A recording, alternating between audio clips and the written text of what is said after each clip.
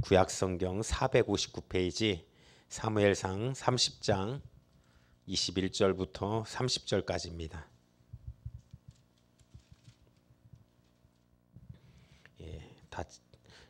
사무엘상 30장 21절부터 30절까지입니다. 459페이지에 있습니다.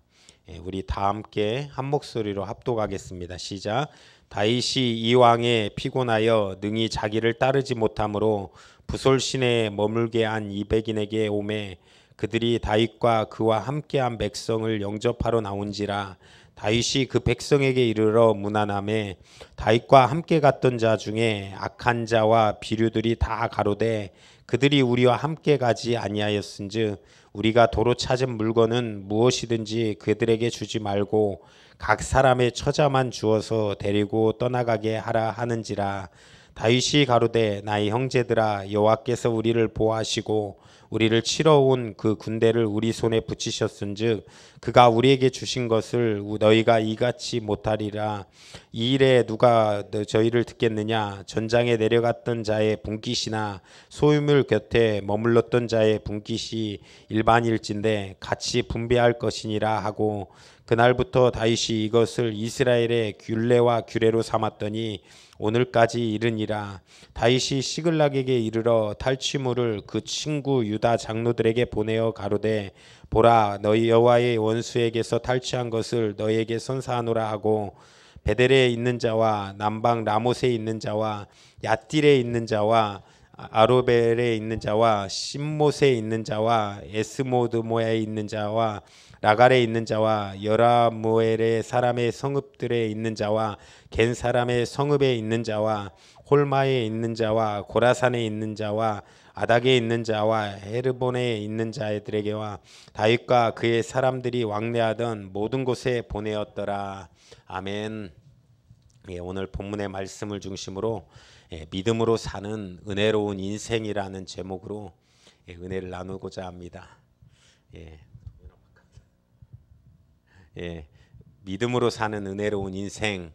이 이제 지금 사무엘상을 보고 있는데 지난 시간에 이제 자꾸 한번 다시 말씀드리면 다윗이 지금은 그 아기스 왕, 블레셋 왕이 아기스인데 그곳에서 땅을 받아가지고 시글락에 살고 있었습니다. 시글락에 살고 있는데 이 블레셋과 이 이스라엘 민족 가운데 전쟁이 벌어졌습니다. 그러니까 이제 이 왕은 이 다윗을 신뢰하기 때문에 전쟁에 데리고 나갑니다. 근데 다윗에게는 굉장히 고민스러운 부분입니다. 왜 그러냐면 자기 동족과 전쟁할 수 없는데 굉장히 걱정되고 힘들었을 건데 우선은 따라 나섰다가 블레셋 방백들, 그러니까 블레셋 왕 밑에 있었던 그 유력자들이 이는 우리의 전쟁과 할 수 없다. 그래서 자연스럽게 이 다윗 왕은 빠지게 됩니다. 그래서 이 조국과의 전쟁을 피할 수 있었고 또 하나는 회군하면서 이 다윗이 살았던 시글락이라는 땅에서 이제 그 옆에 아멜렉이라는 또 민족이 있습니다. 그 민족이 다윗이 없는 틈을 타서 전쟁을 일으킨 것입니다. 그러니까 진짜 비겁한 거잖아요. 요즘은 현대 전쟁은 이 선전포고를 하고 해야 되는데 주력 부대가 빠질 때 그냥 이 특히나 미국 사람들은 이 카우보이들이 있잖아요. 카우보이 어렸을 때 영화를 보면 등을 기대고 10걸음 가서 총 쏘자 해가지고 약속한 다음에 하나 둘 셋 10걸음 딱 가서 쏘잖아요. 우리 같으면 3걸음 가다가 뒤에서 보고 있다가 돌아설 때 이렇게 쏠 것 같은데 미국 사람들은 그러지 않습니다. 그 정직함, 그 선전포고. 그러니까 화가 났던 게 일본이 그 하와이를 막 진주만을 갑자기 폭격하니까 완전히 화가 나가지고 막 이랬던 모습들이 있지 않습니까? 그런데 아무튼 비어있는 틈에 이 전쟁을 일으킨 것입니다. 그래서 다윗이 회군을 하지 않았다라고 하면 다윗은 쑥대밭이 되는 그 회군했을 때 돌아오지 않았다라고 하면 자기 부인과 백성들이 싹 잡혀가는 그런 결과를 낳을 수 있었습니다. 그런데 사실 우리 인간의 생사화복이나 모든 부분은 하나님께서 역사하십니다. 우리는 그 사실을 주목해야 됩니다. 그래서 어떠한 일에도 하나님의 시각으로 해석할 수 있는 눈들이 있어야 되는 것입니다. 우리의 어떤 증거 가운데, 우리의 또한 간증 가운데 우리가 정말 지나고 보니까 이 하나님이 지켜주시지 않았으면 큰일 날 뻔했다. 하나님이 우리 삶 가운데 역사하셨다. 우리 믿는 사람들은 그 사실을 믿고 살아가는 것입니다. 하나님께서 역사하시고 하나님이 뜻하고 하나님이 우리의 인생을 이끌고 계신다. 이 믿음으로 사는 성도님들 되시기를 간절히 축원합니다. 이는 가장 어떻게 보면 굉장한 중요한 시각입니다. 그래서 우리는 함부로 누구를 정죄하거나 슬퍼할 것도 원망하는 것도 삼가야 되는 것입니다. 다윗은 다급한 위기를 맞았습니다. 이 오늘 본문을 읽었던 앞절에 5절부터 6절 보니까 다윗의 그 두 아내가 잡혀가고 백성이 각각 자녀를 위하여 마음이 슬퍼서 다윗을 돌로 치자 하니 다윗이 크게 궁급하였으나 그 여호와 하나님을 믿고 용기를 얻었더라라고 고백합니다. 그러니까 이 백성들이 뺏기고 아내도 뺏겨서 백성들이 마음을 막 힘들고 성읍도 불타고 두 아내도 잡혔고 그 가운데 큰 위기를 겪은 것입니다. 이럴 때 이 리더자는 책임이 있습니다. 사실 어떤 조직의 리더든 리더자로서 책임을 잘하면 좋은데 못하면 책임을 지는 것입니다. 우리나라는 대통령이 있습니다. 대통령이 만약에 이거는 명예직일 수도 있지만 책임을 지는 자리입니다. 나라가 큰 일이 생겼을 때는 책임을 짓는 거고 한 교회의 담임 목사도 또 한 교회의 중직들도 어떠한 직분자도 그 모든 것이 기관에 문제가 생기면 책임지는 마음이 있어야 된다라는 것입니다. 사실 이 책임감은 저는 생각합니다. 부모님으로부터 배웁니다. 그 부모님을 통해서 배우고 또 부모님의 그 등을 보면서 배웁니다. 부모님의 뭐 말을 보면서 배우는 것이 아니라 부모님의 그 정말 등을 보면서 부모님이 행했던 삶이나 이런 모습들을 보면서 자녀들이 닮아가더라고요. 그렇게 어떻게 보면 안 닮기를 바라도 좋은 것만 닮기를 바라도 그 모든 것을 닮잖아요. 자녀들이 심지어는 수학 공부 못하는 것까지도 닮습니다. 예전에 어떤 선생님이 있었는데 두 대를 가르쳤대요. 아버지를 가르치고 자식을 가르쳤는데 자식이 하도 말을 안 듣길래 막 아버지가 와서 두드러 패고 누구 닮았냐고 하니까 너 닮았다고.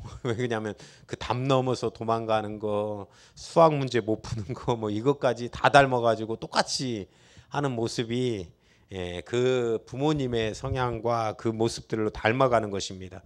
그 가운데 끝까지 우리 부모님들이 가장 잘 사는 것 중에 하나는 그냥 이 삶을 이어온 거, 그 가운데 또한 믿음을 또한 보여준 거, 이 모든 것이 부모님으로부터 나오는 것입니다. 그 가운데 리더자는 책임을 가지고 살아가야 됩니다. 이 다윗은 전쟁에 어떤 자기가 의도하지 않았지만 패배하고 나니까 다윗이 책임감을 느끼는 것입니다. 국민들이 책임지라고 하는 거예요. 그러니까 다윗은 사실 다급한 지경에 몰렸습니다. 그런데 불구하고 다윗이 했던 거는 하나님 여호와를 힘입어 용기를 얻었다라는 것입니다.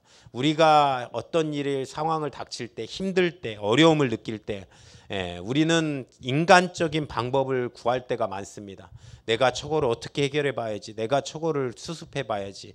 그럴 때 답은 하나님 앞에 있습니다. 하나님께 무릎 꿇는 게 가장 정답이었다라는 것입니다. 사람의 도움을 먼저 구하는 것보다 다윗은 하나님 앞에 무릎을 꿇고 이 모든 것 가운데 위로부터 오는 능력을 구했다라는 것입니다. 하나님으로부터 위로가 넘치고 또한 평안을 받는 우리 성도님들 되시기를 간절히 축원드립니다. 가장 우리가 어떤 문제가 생기고 어려움이 생기고 해야 될 것, 하나님 앞에 기도하는 것입니다. 그것이 겸손한 것이고 하나님께 무릎 꿇는 것, 그 하나님께 간구함으로 기도하는 것이 우리가 가장 해야 될 것입니다. 그러면서 다윗은 그 급한 상황에도 에봇을 가져와라. 7절 8절에 보니까 이 에봇은 제사장들이 입는 옷, 그러니까 하나님의 예배 가운데 뜻을 묻겠다라는 거예요. 예배 가운데 하나님의 뜻을 묻겠다. 급한 상황입니다. 백성들이 끌려가고 있고 아내들도 끌려가고 있고 좀 늦으면 죽을 수도 있고 늦으면 어떤 복귀가 힘들 수도 있는데 못 쫓아갈 수도 있음에도 불구하고 가장 먼저는 하나님의 뜻을 물어보는 거. 우리가 밥 먹을 때 왜 기도하고 먹습니까? 우리 믿는 사람들은 밥 먹을 때 꼭 기도하시잖아요. 왜 안 하시잖아요. 저도 무릎 꿇고 꼭 기도를 꼭 하고 먹는데 하나님 감사합니다. 어렸을 때 저는 이제 부모님이 어머니가 이제 밥 먹을 때 꼭 기도해야 된다. 그래가지고 이제 기도했어요. 어떻게 기도할까요? 초등학교 7살, 8살 때 어머니가 가르쳐 주셨어요. 가지고 지혜와 명철 달라고 간구하고 그리고 감사함으로 밥 주셔서 감사합니다라고 기도하고 먹어라.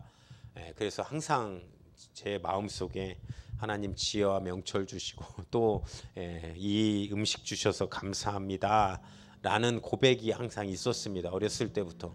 근데 우리가 이 기도 가운데 이 모든 것이 하나님의 은혜라고 고백하는 것입니다. 당연한 것도 기도로 시작하는 것이 우리의 믿음이고 신앙생활입니다.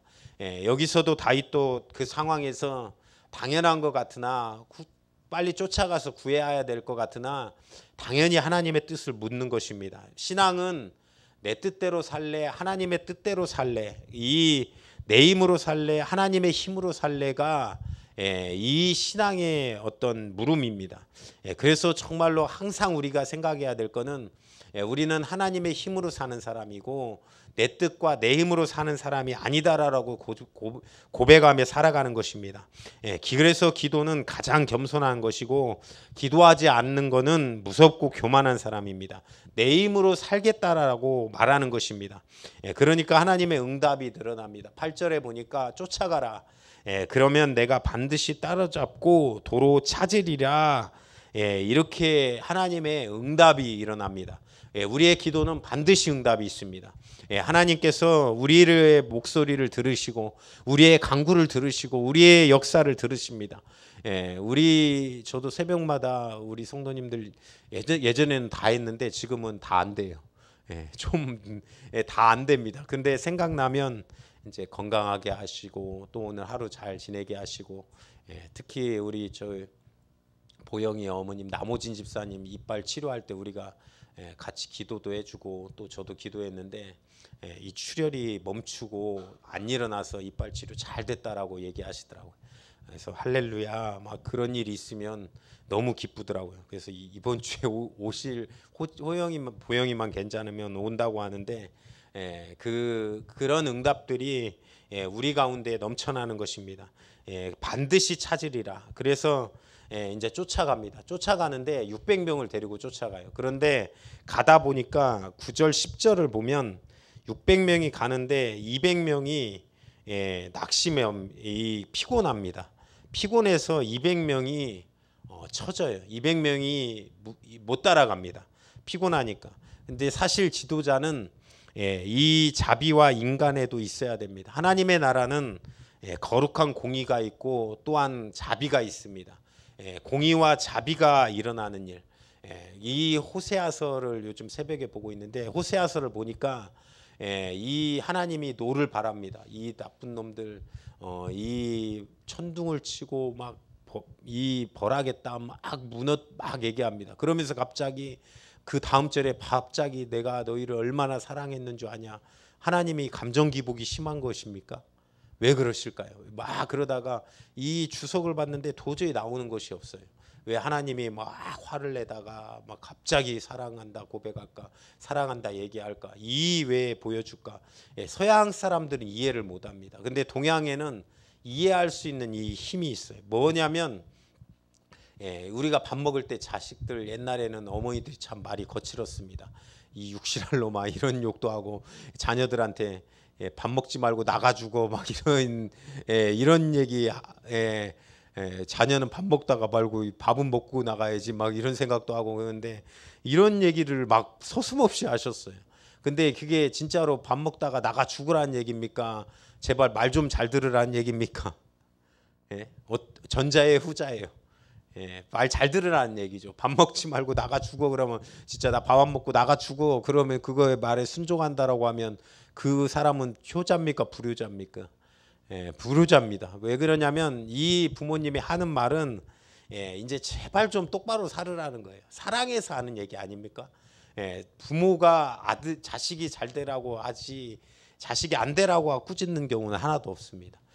이런 사상이 없어요 서양에서는. 그러다 보니까 이 동양은 반어법이라는 표현이 있습니다. 나가 죽어, 나가 죽으라는 얘기입니까?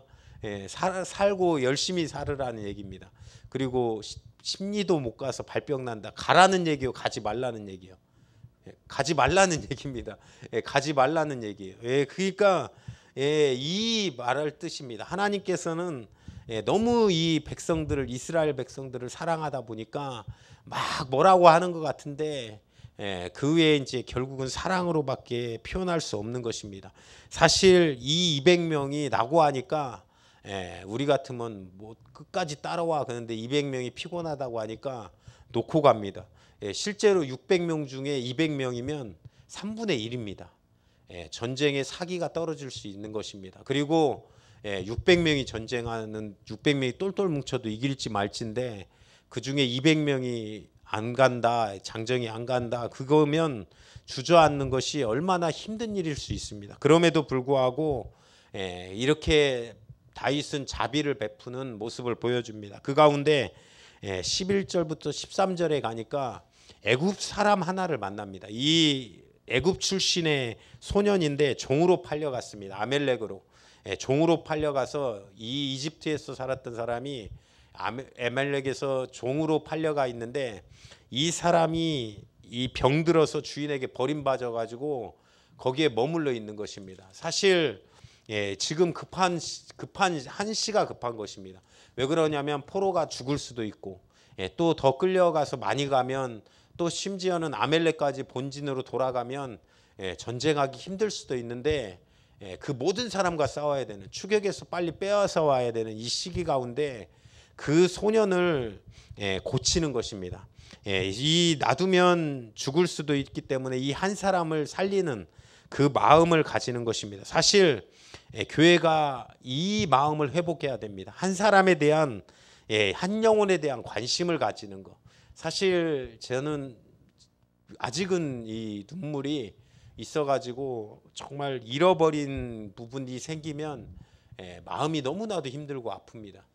처음에 이 중등부 사역을 했을 때 전도사로 190명을 저한테 이제 출석하는 애들을 받아가지고 이름을 외우기 시작했어요. 너무나도 다 이름을 외우고 나서 사랑스럽습니다. 안 오면 찾아가요. 누가 안 왔는가 저는 알아요. 담임 선생님은 몰라요. 가지고 제가 이제 회의할 때 누구 왜 안 왔습니까? 그러면서 선생님은 대답을 못해요. 근데 저는 알고 있어요. 누구 안 왔는가. 190명쯤 되다 보니까 다 알더라고요. 그러면 제가 꼭 그 중학교는 딱 항상 그 당시만 해도 3시에 끝났습니다. 그 학교가. 그러면 그 학교 앞에 딱 가면 정문에 이러고 있어요. 그러면 3시에 다 나와요. 애들이. 한꺼번에 다 나옵니다. 근데 너 왜 안 왔어? 그럼 이름 부른 거에 놀래고 안 온 거 안 거에 놀래고 전도사님이 찾아온 거에 놀래고 그렇게 해서 한 사람 한 사람들 참 정말 숫자를 보고 하진 않았어요. 한 번도 생각 가운데 한 영혼의 소중함을 보고 챙기고 아끼다 보니까 그 해가 넘어가기 전에 한 270명이 이렇게 중등부가 예배를 드리더라고요. 근데 우리는 사실 한 교회는 숫자를 논하면 망합니다. 한 영혼에 초점을 두어야 되는 것입니다. 그 영혼이 숫자를 늘리려고 하는 것이 아니라 한 사람이 살아나야 된다. 그 사람에 대한 관심, 그 사람에 대한 교회는 사실 우리 기독교는 부흥할 때 한 사람의 회개, 또 한 사람의 헌신, 한 사람의 또한 눈물, 그 사람의 그것을 통해서 사실 부흥의 역사를 이루어 온 것입니다. 하나님 이 나라 이 땅을 고쳐주세요 하면서 눈물을 흘리는 그 사람들의 눈물과 또한 고백을 통해서 다시 한번 이 나라 이 땅은 회복될 것입니다.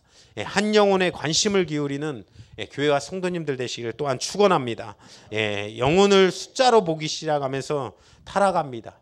한 사람 한 사람이 소중한 것을 느끼고 살아가는 믿음의 성도님들 되시기를 또한 간절히 바라겠습니다. 마태복음 25장은 그래서 이렇게 얘기합니다. 지극히 작은 자 하나에게 한 것이 곧 내게 한 것이리라 하시고 라고 예수님께서는 얘기하시는 것입니다. 그래서 이 급한 가운데서도 그 소년을 회복시키고 살리는 일에 신경을 쓰고 또한 마음을 씁니다. 그 소년이 큰 역할을 합니다. 이 공동체를 회복시키게 됩니다. 한 사람이 살아날 때 그 기쁨이 충만하고 넘치게 됩니다. 이 약한 소년을 통해서 공동체의 동반자가 되고 이 소년이 아멜렉이 어디로 가고 있고 어디에 있다라는 것을 알려줍니다. 그래서 사실 전쟁을 더 쉽게 치르기 쉽게 된 것입니다. 실제로 이 소년이 알려주는 곳에 이제 사흘밤 사흘 떡을 먹지 못하고 있는 그에게 물도 주고 먹고 정신을 차리게 합니다. 그러니까 사흘 전에 나를 버려서 주인이 버렸나이다. 그들이 그쪽으로 가고 있다. 그렇게 얘기합니다. 그러니까 내가 당신을 15절 하반절에 보니까 내가 당신을 이 군대에게로 인도하리라. 이가 다 이거를 이렇게 인도해 가지고 어디로 도망가고 있는지 알려주는 것입니다. 그래서 쫓아가 봤습니다. 16절에 보니까 갔더니 이 사람들이 어떻게 하고 있습니까? 크게 탈취하여서 음을 인하여 먹고 마시며 춤추는지라. 그러니까 춤추고 노래하고 술 마시고 놀고 있습니다. 놀고 있습니다. 전쟁입니까? 이거는 누워서 떡 먹기입니까? 딱 쫓아가 봤더니 술 먹고 노래하고 춤추고 완전히 헬렐레 하고 있어요. 완전 이거는 그냥 하나님께서 이기게 한 전쟁입니다. 이건 전쟁할 것도 안 돼요. 그래서 완전한 승리를 통해서 완전한 회복을 하는 것입니다. 그 하나님의 어떠한 하나님의 섭리, 하나님의 이 뜻은 하나님께서 전쟁을 하신다. 하나님께서만 이 전쟁을 하는 것이 아니라 승자를 확인하는 그런 역사만 이루어진 것입니다. 그러고 나서 또 한 가지의 문제가 생깁니다. 어떤 것이냐면 이 전쟁이고 승리하고 나니까 이 전리품이 있을 거 아니에요. 얘네들이 가져온 음식들, 뭐 갑주, 뭐 어떤 칼, 아니면 뭐 어떤 음식들, 소, 말, 이런 많은 병기와 또한 전리품들이 있습니다. 그 악한 자와 불량배라고 표현됩니다. 악한 자와 불량배가 이르되 우리와 함께 가지 않은 200명 있지 않냐. 그 사람들과는 같이 나눌 필요 없다. 그들의 처자식은 돌려주되 이 전리품은 분배하지 말자. 그거를 근데 성경은 뭐라고 얘기합니까? 악한 자와 불량배라고 얘기하는 거예요. 성경의 논리가 이렇습니다. 우리의 논리는 맞습니다. 왜 그러냐면 우리 같아도 목숨을 걸고 싸운 사람한테 더 줘야 되는 게 맞는 거예요. 그럼에도 불구하고 다윗도 마찬가지로 나의 형제들아 공평하게 분배하자. 이 전쟁은 사실 우리가 한 게 아니라 하나님이 전쟁을 승리하게 하신 것이다. 이렇게 하나님께서 주신 것이라는 거예요. 하나님께서 이 전리품도 다 주신 거라는 거예요. 그렇기 때문에 우리는 이 사실을 기억해야 됩니다. 사실 이 사실은 우리의 복음에 대해서 연결됩니다. 우리가 잘 알고 있는 복음, 우리가 어떤 공로가 있어서 예수 십자가의 그 은혜를 만난 것이 아닙니다. 이 200명이 전쟁을 치르지도 않고 따라가지도 않아서 피곤해서 그 자리에서 쉬고 있거나 잠들어서 있었습니다. 아무것도 하지 않았습니다. 아무것도 하지 않았음에도 불구하고 하나님께서 이 공평하게 분배되게 하라. 그리고 또 나아가서 우리도 마찬가지 아닙니까? 우리도 예수님이 십자가에 달려 죽기까지 그러셨을 때 우리가 무엇을 한 공로가 있습니까? 우리가 어떤 것을 한 것이 있습니까? 우리가 아무것도 하지 않았지만 하나님의 은혜로 받아 누릴 수 있는 은혜, 이것이 공로 없는 죄인이 빈손을 들고 주님 앞에 나가기만 하면 하나님께서 은혜를 주시고 또한 회복을 주시는 것, 이것이 이 은혜가 우리 가운데 있다라는 것입니다. 이 은혜를 붙들고 살아가시는 성도님들 되시기를 또한 축원드립니다.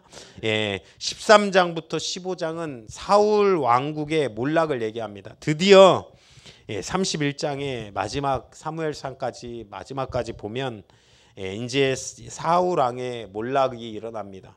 인간이 이 뜻은 무슨 뜻을 갖고 있냐면 인간이 세운 왕, 그렇게 눈에 보이는 왕이 세워졌음에도 불구하고 이제는 이것이 무너진다라는 것입니다. 사울 왕을 왜 세웠습니까? 하나님을 신뢰하기보다는 눈에 보이는 왕을 달라는 것입니다. 모세가 그 십계명을 받으러 올라갔을 때 많은 사람들이 눈에 보이는 우리에게 눈에 보이는 섬길 수 있는 걸 달라는 거예요. 그래서 금모하다가 금송아지 만들었습니다. 이것이 사울 일가가 주는 비극이었습니다. 완전히 이제 이 사실을 통해서 사울의 죽음을 통해서 너희가 신뢰했던 왕 그리고 이스라엘의 그 왕이 이스라엘을 보호하더냐 라는 질문을 하나님께서 다시 한번 던지는 것입니다. 하나님께서 이 나라 이 땅을 보호하는 것이다. 하나님이 우리 백성을 이끌고 가는 것이다. 사실 이 문제는 오늘날도 있습니다. 우리는 믿음으로 산다라고 고백합니다. 예수 그리스도의 은혜로 산다라고 고백합니다. 근데 우리가 위기가 닥쳤을 때 어떻게 반응합니까? 위기가 닥쳤을 때 우리의 행동을 보면 알 수 있습니다. 어떤 사람은 참 믿음이 좋은 것 같아요. 어떤 자매나 어떤 형제는. 그런데 또 결혼할 때 보면 세상의 조건을 따져요. 내가 돈 많은 사람, 주의가 좋은 사람, 믿음만 보면서 결혼하겠습니다. 많은 청년들이 저한테 그런 고백을 하더라고요. 그래서 이 청년하고 한번 만나봐 그러면 아닙니다. 이 청년은 아닙니다. 제가 보니까 믿음도 보고 다른 것도 봐요. 얼굴도 보고 돈도 보고